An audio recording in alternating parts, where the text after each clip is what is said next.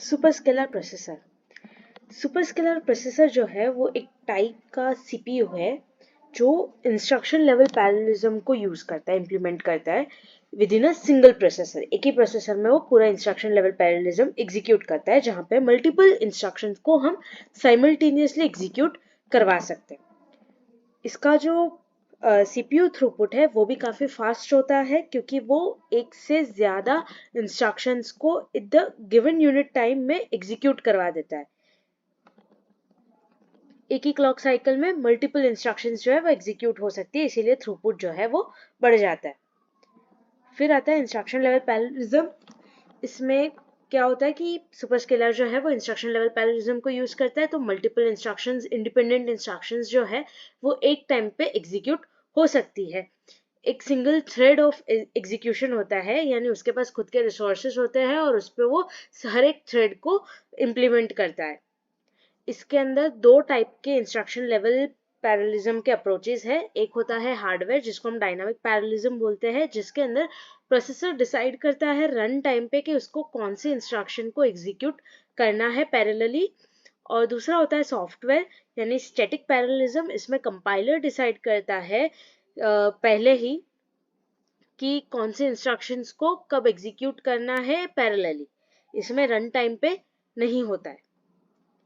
फिर simultaneous dispatch होता है। इसका मतलब क्या होता है कि मल्टीपल इंस्ट्रक्शंस जो है वो एक ही साथ डिस्पैच होती है और सीपीयू के पास जाती है during a single clock cycle.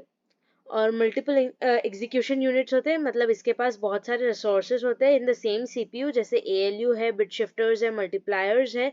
इससे वो जो चाहे वो इंस्ट्रक्शन या ऑपरेशन को प्रोसेस कर सकते हैं। जो स्पेसिफिक इंस्ट्रक्शन और ऑपरेशन को उनको एग्जीक्यूट करना होता है एग्जीक्यूशन यूनिट में, वो सारे ऑपरेशंस जो है वो एग्जीक्यूशन यूनिट में प्रोसेस कर सकते हैं। Not multi core, multi core नहीं है, उसमें सिंगल कोर है, यानी एक ही प्रोसेसर है, मल्टी प्रोसेसर नहीं है। सुपरस्केलर जो है वो सिंगल सीपीयू पे काम करता है। एनहांस्ड परफॉर्मेंस, सुपरस्केलर जो है वो ओवरऑल परफॉर्मेंस और एफिशिएंसी को इम्प्रूव करता है by executing multiple instructions in parallel. Instruction independence, जब भी इंस्ट्रक्शन लेवल पैरेललिज्म करना हो तो सबसे पहले ये दिमाग में रखना पड़ेगा कि इंस्ट्रक्शंस जो है वो इंडिपेंडेंट होनी चाहिए। अगर एक दूसरे पर डिपेंडेंट होगी तो चाह के भी हम पैरेलल एग्जीक्यूशन नहीं करवा पाएंगे, इसीलिए इंस्ट्रक्शंस जो है वो इंडिपेंडेंट इंस्ट्रक्शंस होने चाहिए।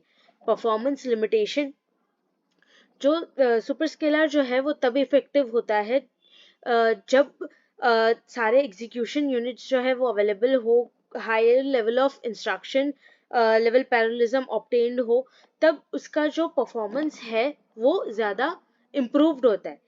तो उसका परफॉर्मेंस किस पे डिपेंड करता है? Number of available execution units और degree of instruction level parallelism. Balancing resources, जब हम डिस्पैच करते हैं और मल्टीपल इंस्ट्रक्शंस को एक साथ मैनेज कर रहे होते हैं, तब ये भी ध्यान रखना ज़रूरी होता है कि सभी इंस्ट्रक्शंस को बराबर से रिसोर्सेज मिले हैं, उसको अलग बराबर से शेड्यूल किया गया है या नहीं।